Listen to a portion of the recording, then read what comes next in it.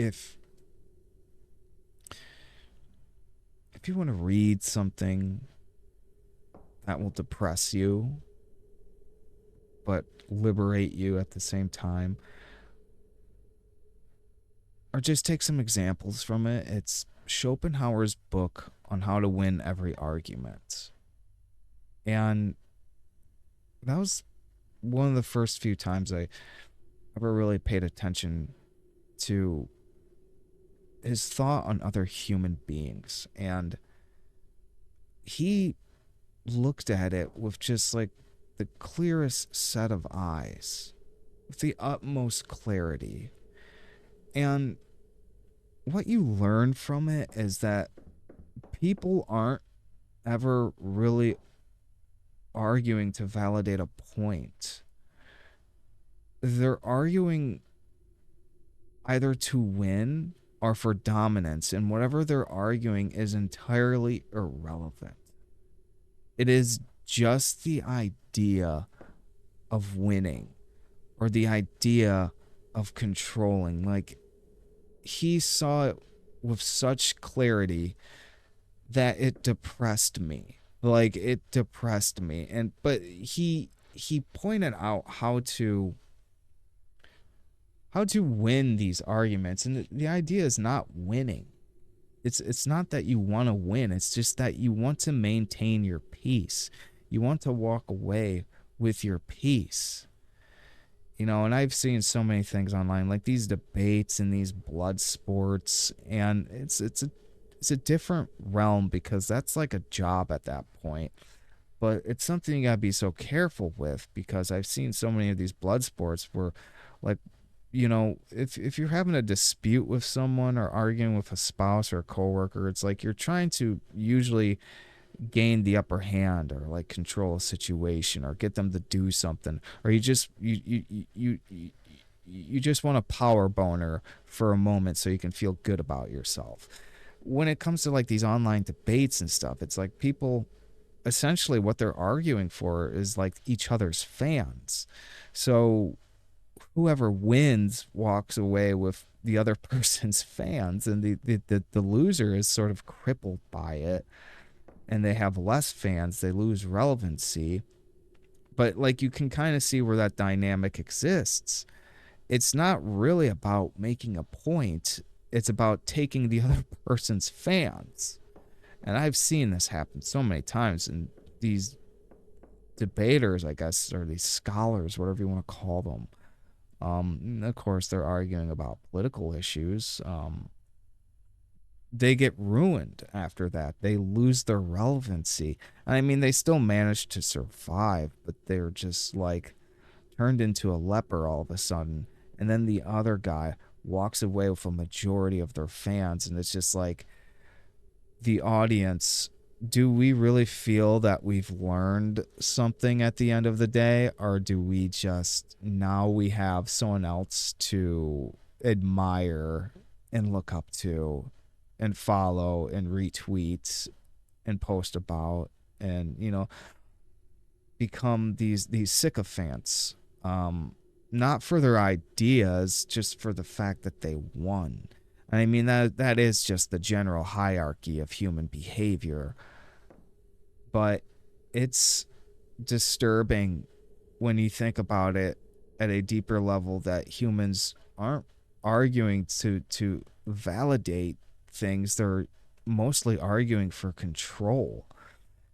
And so he puts it, pretty plainly, how to just not engage with this. And like, that's his big thing. He's like, what you really lose is your time and your energy. And especially if you say something that you regret, or you agree to something that you regret, it's going to suck the life out of you later on.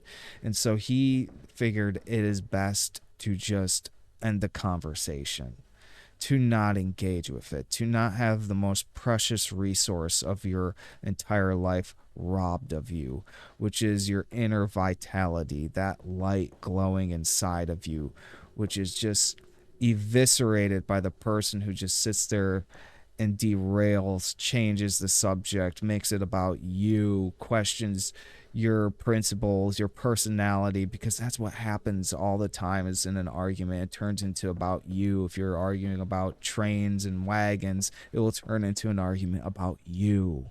That way, so the person who's arguing with you gets the upper hand and they get to just suck you dry. Suck you dry. Whether it is a change that happens instantly, like they want you to do this, or it's a change that happens periodically and it happens in these intervals, whatever it may be, you walk away and they have a part of you that you're not getting back. So he's just making it clear, don't engage and do not feel guilty about this stuff. And in his mind, though, and I agree with most of, I don't want to say most of it, but I agree with a chunk of it, thinking in the terms that one of the main reasons people socialize and talk so much is they're trying to distract themselves from this sort of silent presence within their hearts, souls, and minds. Like they're trying to distract themselves from it. And beyond that, it's a power dynamic. So you have to think in terms of socializing being a sort of transaction. It's something that makes this exchange between two other human beings. It might afford people the comfort and peace of distraction so they don't have to sit there and dwell on their own thoughts and think about themselves and their problems. Or it's something to make a sort of exchange, maybe a shadow contract of some sort that trades your vitality in exchange for something else, usually something you don't want to do. It's all this transaction to him, and I hate it's the nomenclature is to think that we're human beings and we're social creatures, and we are, of course, but like how often do you have those conversations that are just like real connections with other people? It's very rare. So it's just like the majority of your conversations are transactional exchanges or power dynamics. And Schopenhauer was notorious for being a recluse. And it's I don't espouse that I'm an intelligent person, but there's no way for me to feel like something real and effective is happening when all we talk about is what we hear on the news. And like that's the thing. It's just like, well, why are we talking about these things we hear on the news or read on Facebook? Shouldn't we have something else to talk about? And the answer is like, no, we don't. So why are we talking about the news? Well, it's because we're trying to distract ourselves from that emptiness. And we have these internal things going on. That's why you've got to do some shadow work. You've got to look at what's going on inside of you. And most people will distract themselves from that with the chit-chat and the clatter. The never-ending chit-chat and clatter. And now it's like the sport on the internet. I mean, it can be entertaining sometimes. But hardly do I find it to be something that's actually beneficial to people unless you're trying to, overtake another content creator's fan base. Like that's what happens a majority of the time in these debates. I've seen people get wrecked in these blood sports. And, I kind of shy away from them at the point. The only time I ever listen to like anything political anymore is like if something, if like when, I don't want to bring up, any assassinations or anything like that. But when something big happens, other than that, I see the political schism as being a sort of excuse or a sort of mask psychological issues that people are not taking care of. You know, like they just pick and choose, like, well, this correlates with this psychological issue I'm having.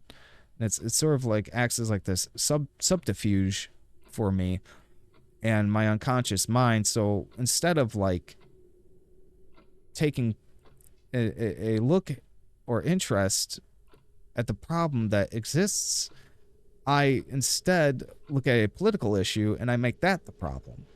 And if I find more of those political issues lining up with things I see on the right, then I'm going to be a right winger. And if I see more of those political issues lining up with things on the left, then I'm going to be a lefty.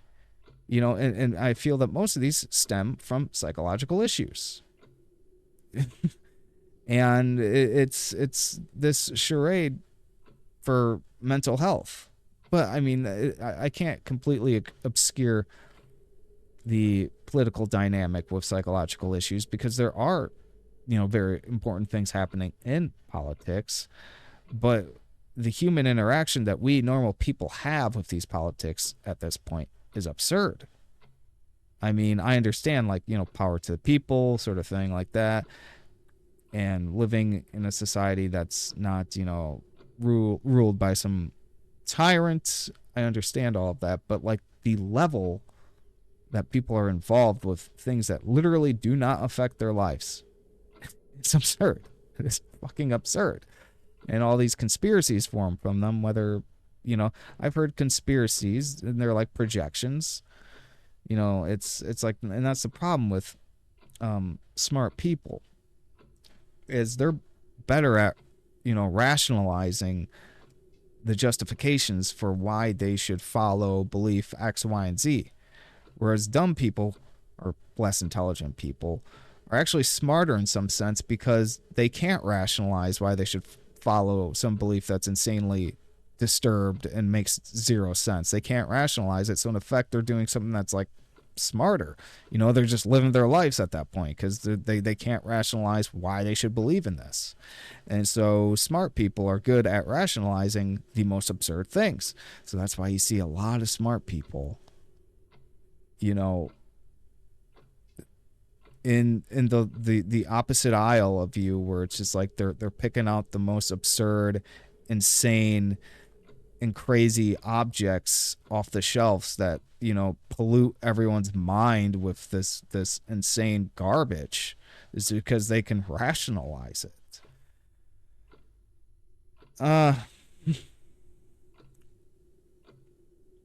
It's where I step back and I'm like, yes, this is where you should probably start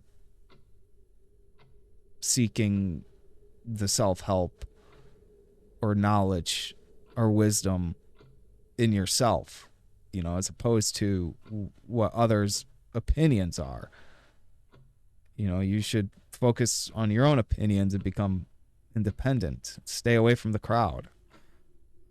Connect with people who you connect with. Keep your circle very tight knit and small, because you don't want to waste your time being fake with someone who deliberately misunderstands you or doesn't have the capacity to understand you.